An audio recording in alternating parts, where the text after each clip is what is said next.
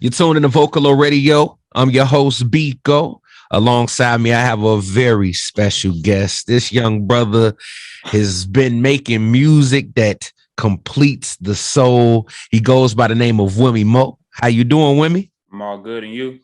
I'm doing pretty good, man. It feels good to finally catch up with you. It's been a little minute. It's been a while, man. Yeah, let's talk about it. I mean, what has been going on with you? What's been up with you? But first and foremost, how have you been? I've been great. I know it's been a while since we last talked, but man, I'm great. I'm in a great space, man. The music has been coming, so just been, ready to deliver, really. Like you stated, and I stated, it's been a little minute. Like, what was going on, with your hiatus? Like, because you were putting out music and then you kind of like went quiet for a little bit. Even prior to going quiet, you was out in the streets during the time of the protests. But like after the pandemic kind of like happened, what happened?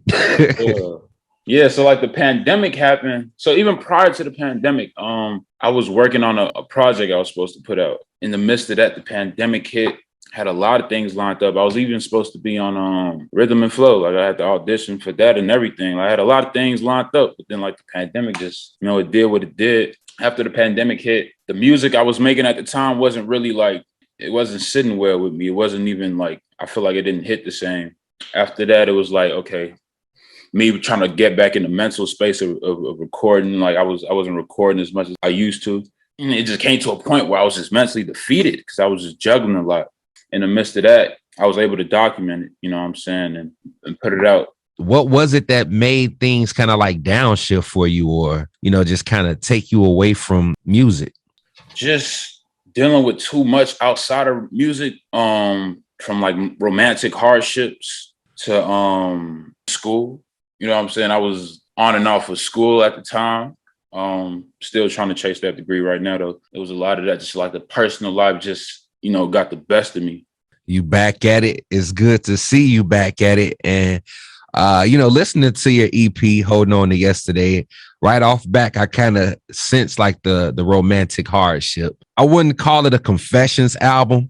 It's more so of an album where you reflect on what you've been through. And it sounded like it was therapeutic for you. 100%. And that's what I lost at one point, to just like in the song Angel Eyes and Butterflies, I say, I'm gonna smoke my pain away and I'm gonna drink my pain away. And I was talking about like not even wanting my pen no more, as in like my pen to write. It's like I fell out of love with it. But yeah, just to be back in that space of being able to just find the therapy in writing again and being able to get back in, like feel like myself again. You know what I'm saying? You come to a point where you lose yourself, as you go through those motions and you deal with the aftermath of it, like you come out of it with an appreciation and acceptance for what it was. What helped you get back into, finding that spark? Spending more time with it. Like I like to play music a lot. That's usually what helps me. Like I play the keyboard as well. So like even some of those songs I made, they were inspired by just me playing the chords. Like the hook on Angel Eyes and Butterflies was inspired by me just playing keyboard and the hook just came to me. So like that's usually what helps me get back in it, just playing music and just remembering what it was that made me fall in love with it to begin with. It's good to have you back. Holding On to Yesterday. Let's talk about that title as well, because I'm holding on to a couple things. Yesterday, last week, 2019, I'm holding on to before the pandemic hit. So break down that title. Yeah, so Holding On to Yesterday is like I said earlier, like finding power from your past. The first half goes into, dealing with the ups and downs of like losing yourself. The second half is like holding on to yesterday because it's like yesterday is why you're here today. Speaking of Holding On to Yesterday, you actually dropped I believe it was your debut album, Bittersweet. Yeah. Back in 2018. That was the first project that really put me in tune with you as a person and you as an artist. From album, you go to EP. Was there a specific reason towards, why you wanted to bring an EP amongst the world instead of an album?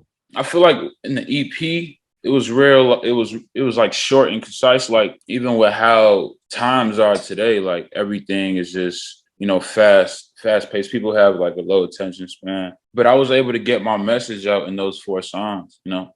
And sonically, I've been wanting to make that project for a while. I ain't gonna lie. Like after making Bittersweet, I was like, I have to make a project like this that sounds like this. So the fact that I was able to do that, especially with not dropping music in a while, just like, okay, here, see how y'all feel about this, because like even the vibe was different. It's not something that people is really used to hearing me doing.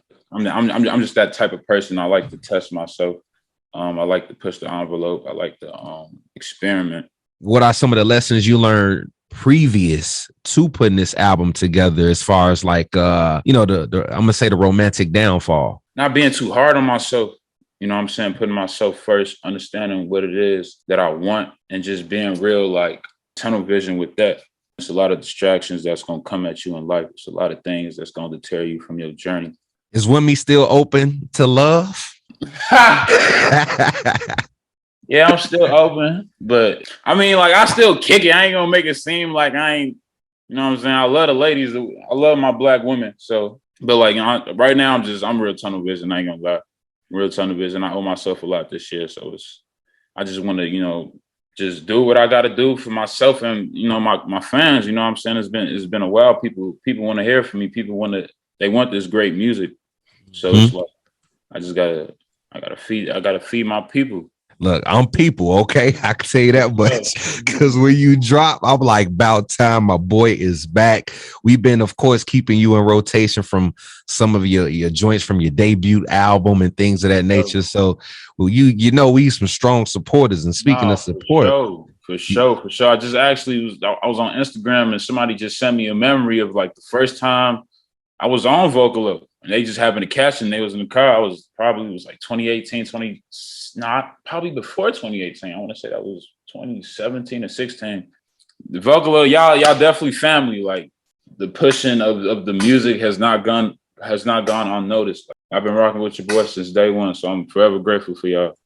Hey, and we appreciate you, my brother, as you know, or for our audience, if you didn't know, you're gonna be hitting the stage April 13th. That's Sub T. It's our first event of the year. Vocalo presents Shy Sounds Like.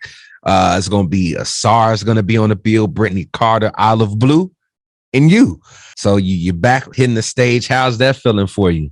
Man, it's great, man.